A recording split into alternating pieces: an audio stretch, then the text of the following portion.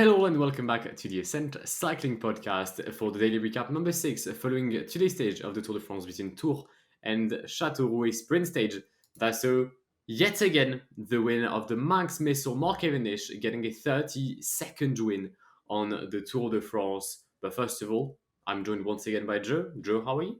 Salut amigo, how are you? I'm very well. We're going bilingual. Okay, you've ended the episode yesterday in French.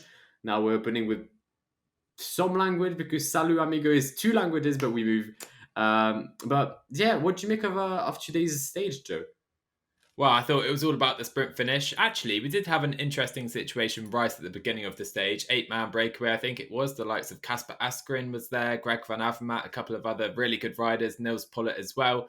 In the end, though, they were reeled in and we had a 2-man breakaway, Greg Van Avermaet, alongside Roger Kluger. They had no chance, basically. It was always destined to be a sprint in Châteauroux. And, of course, the Manx Missile delivers again. Number 32.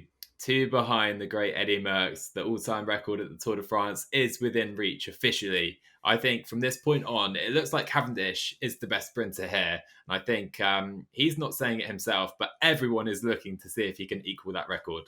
I think he got that even has been mentioned in today's interview, and he says he does not want to head an name Eddie Merckx. He just wants to take the stages day in, day out. If he's good enough to win 50, he'll win 50. If he's not good enough to win anymore, then so be it. But yeah, a very decent sprint from Mark. But taking a look at, as you said, the breakaway, actually something I did not expect at all because we did have an early move with two Lotos. Then I believe Greg Van Avermaet, then Oliver Nassen tried to bridge it, and at that point, De Koninck decided to pace and to chase them, and then to send the likes of Casper Asgreen in the breakaway. You had the likes of Zoran Kraf Andersen. Basically, every sprint team had someone at the front except FDJ. I think it's a tradition for FDJ to literally miss the breakaways. So they had to reel them back in, and then as you mentioned, Van Avermaet, Roger Kluge go up with 2.5k to go until the line, very close to where Jacopo Guarnieri crashed in the finish. Lone crash didn't disrupt anything but the train of FDJ once again. And yeah, a solid sprint for Mark Cavendish. Actually, an interesting, an odd sprint because Alpecin Phoenix, I think we need to talk about what they're doing. They have Tim Merlier and Jasper Philipsen. They claimed they were going for Tim Merlier. Jasper Philipsen went for the intermediate sprints. Tim Merlier led out Jasper Philipsen, but he was the fastest out of the two. So they ended up losing to Mark Cavendish. So you think if Merlier went, he wins today? If they went for Merlier? Not sure he wins, but he would have given a bigger challenge. It's an interesting one. I think obviously Merlier won the stage. Philipsen would have won stage 2 as well, right? If Merlier led him out there because no one was coming round. No one was even close to Alpecin that day. So I feel like Philipsen would have won that, stage 3, but all those crashes. And they want to, I think, try and share the love there. Merlier has got a win at the Giro, win at the Tour already this year. And I think there's rumours he's leaving the team as well. I feel like they want to get Philipsen his stage win, even though perhaps on paper, Merlier the slightly better option on some finishes. But it's not like Philipsen is sprinting badly here. Let's remember that. He's got 2 second places, a third place as well to add to that. So I'm not sure. I'm not too against them going for Philipsen, as many seem to be, including you, Guillaume. I'm not against it, but there's a lack of coherency because you can't claim in the medias that you are going for Tim Merlier. You can't have Peter Vakoc, you can't have Mathieu van der Poel and your DS say on TV that today we're going for Tim Merlier just to have Jasper Philipsen being led out by Tim Merlier. You either go for one or the other. You can't go for the two of them. It doesn't work in the GC and it doesn't work at all in the sprint classification because they could be fighting for the green jersey.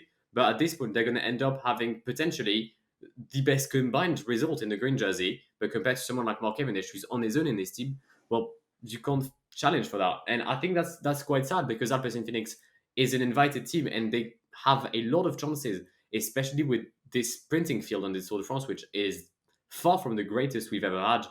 I think they could have had a few more chances of getting stage wins. We'll see how it goes. I mean, there's still a lot of sprint stages left on this Tour de France.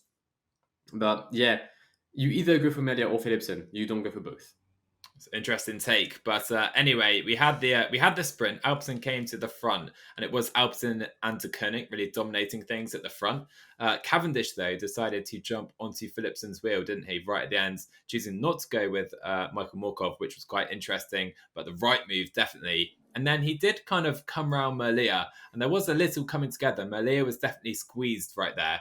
And he was clearly impeded, even though obviously he was leading out, not going to win the stage anyway. Philipsen as well, I think, had to stop pedalling briefly as well. What do you think, Guillaume? Any infringements from Cavendish or anyone else today?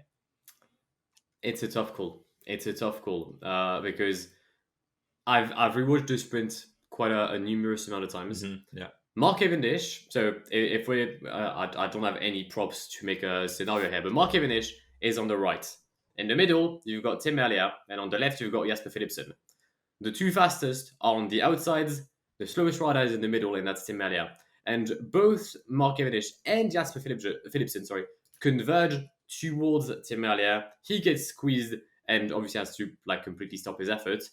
But the thing is, if you DSQ Cav here, you have to DSQ Philipsen because they make the exact move but symmetrical. Cav goes to the left, Jasper Philipsen goes to the right. They both change their lines.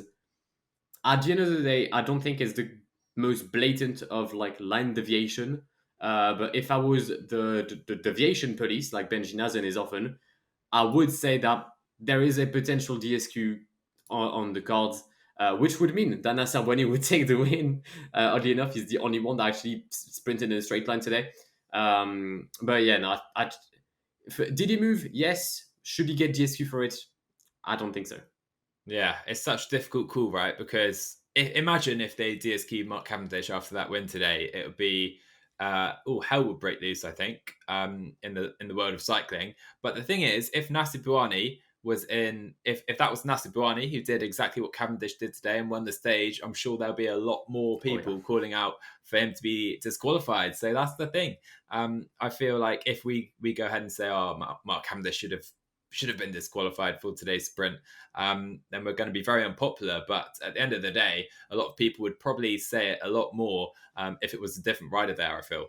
Absolutely. There's definitely a policing regarding the name. If it had been Nassar Bouhanni, half of Twitter would have asked for his head. 100%. Yeah. Now it's Mark Cavendish. It's like, oh my god, it's the greatest story of all time. And it is. It's an incredible story. But you have to stick to the rules. This sprint wasn't the cleanest, wasn't the most clear cut. I mean, he still got the win. He was the fastest at the end of the day. But yeah, it was there was potential for a debate. Now, if we take a look at the rest of today's top 10, in P4, we've got Arnaud Demar, who actually managed to find his sprinting legs, and that's P4 having lost his lead-out man, Jacopo Guarnieri, who crashed in the final 2K. Peter Sagan, who had a bit of shoulder bulging at one point. Kees Bol, Tim Merlier, Wout van Aert, who had gone for himself for the first time on the Tour de France, ended up in P8. Michael Matthews and Mats Pedersen wrapping up the top 10. For the points classification, well, Mark Cavendish now has 46 points over Jasper Philipsen of Alpecin Phoenix. Looking ahead to stage 7 of the Tour de France, into Le Creusot, as my co-host will be very proud of my pronunciations right there. We have the longest stage of the Tour de France, 249 kilometers. This is more like a monument, this race. We have hills in the final, and I think 11 KOM points up for grabs. Plenty of kind of short ramps, short 1 or 2 kilometer hills that are kind of varying terrains. I know none of the climbs average crazy percentages, and none of them are longer than 5 kilometers either, really. But there are some sections which average kind of well over 10%. So a very interesting final here with kind of a final 5 or 6 kilometer section which descends to the lines. So, Guillaume, how do you see this stage going?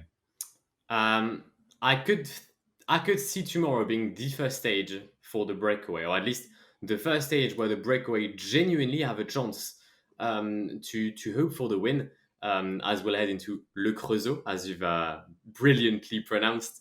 But yeah, it's a very long stage, 250k. So some of the riders, if they go an early move, they'll have to have the legs to carry on for such a length. The first 150 kilometers are very much flat, so that shouldn't be too much of an issue. But yeah, the final 100 are quite accidented. We'll have a few climbs, You've mentioned that there's no climb above like a huge average gradient, but one climb has to be mentioned, and it is the penultimate one. It's a second cat, the first second cat of this Tour de France, the Signal du Champ, 5.7 kilometers at an average of 5.5. However, there is a 1 kilometer downhill portion within that climb. And the final 2K are actually averaging 10% with some bonus seconds at the summit. And we've seen that they are actually quite important on this Tour de France because they've helped Mathieu van der Poel moving into yellow on stage 2. Now, whether the peloton will actually be fighting for them, I don't know, because that would mean that they would have managed to come back on the breakaway with 20k to go. But yeah, and then you'd have Côte de la Gourlois with like 8 kilometers until the summit, until the end. Final is a full flat, so it's going to be quite tricky. It's not a stage for the faint-hearted. On a good day, someone like Peter Sagan or Michael Matthews could potentially make it, but I feel like it's going to be either GC or breakaway tomorrow. Yeah, for me, I'm going breakaway. I'm going breakaway for this stage. We haven't had a breakaway win, I don't think, at this tour yet. We had loads at the Giro. And I think this is going to be the first breakaway win of the 2021 Tour de France. Maybe someone like Colbrelli or Sagan, like you said, Michael Matthews, maybe their best bet is joining the breakaway. But I'm not sure how their green jersey rivals will take that because there is that intermediate sprint around 115 kilometers into the stage. So it would probably take quite a lot of the sprinters being in the breakaway for that to work for those guys. But yeah, I think the breakaway are going to win this one, Guillaume. So we both have a similar mindset. Do you have a few names already that you want to maybe throw in as contenders for tomorrow's stage before moving on to our predictions? So maybe some riders that have lost time in GC, Mike Woods and Alejandro Valverde. But what I am thinking with those guys is they're good climbers. And we do have some, the first mountains in the Alps coming up on stages 8 and 9. So maybe not for those guys just yet, although I think they could probably win the stage if they're in the breakaway. Other riders, maybe Benoit Cosnefroid, Michael Valgren, Alex Arenberg maybe for Astana, maybe T.S. Benutes. I'm not sure. What do you think about those guys? I would tend to agree with most of the names you've mentioned. I'd like to add a few others from Astana potentially. You've had Arenberg. I think Ioni Zagire or Omar could have the potential to do well. Potentially also one rider I'm keeping an eye out on who looked very strong today, and that's Warren Burghill from Arca Samsic. Arca has had a very good start of the Tour de France, getting consecutive podiums with Nasser Bouhanni. I mean, he's going for the green jersey when you've got Nairaman in the team, so I'm not so sure what that's all about. But Warren looked really strong today, bridging to the group with Kasper Asgreen. So I think he could be one of the riders to watch out for. And why not Ide Skelling, who I'm pretty sure will be in the breakaway going to defend that Polka jersey of his. Yeah, I've got to mention him actually, and also Anthony Perez. Hopefully, we see the battle resume between those two because it was fairly brief on I think stage 2, but I very much enjoyed that battle. I think it was a fourth category climb. Those two guys sprinting for that 1 point was just great. So hopefully that continues tomorrow with more points available to them. So it's now 2-2, Gil, in the prediction game after we both predicted Mark Cavendish correctly already, like you said, on our Twitter, which I'll shout out very quickly. Go follow us there. But like you mentioned there, we've already got more points in total than we got over the entire Giro in 6 stages at the Tour de France, which either says we've learned a lot about cycling in the last 2 months or we had a shocking Giro d'Italia. I mean, it might be a bit of both. I think we've had an absolute howler on the Giro. But to be fair, in our defense, no one expected Taco Van Herel to win on stage 3. There was, as you said, a lot of breakaways on the Giros. This Tour de France has been a bit more straightforward. Yeah, but that changes tomorrow. So I'll kick off this predictions with an Omar Fraile stage win. He's a rider I purposefully didn't mention, but you mentioned him yourself. But I'm backing him to win this stage. I think it suits him a lot. New Spanish champion. He beat Arenberg there. I think he led out Arenberg at the Spanish Championships and just rode away from everyone. So he's clearly on good form. And I also noticed he did a good time trial as well on stage 5. So the new Spanish champion, Omar Fraile, is my pick to win the stage. Okay. So I have still a few names in my mind, but I'm mostly going for a Spanish rider as well. None of them from Astana.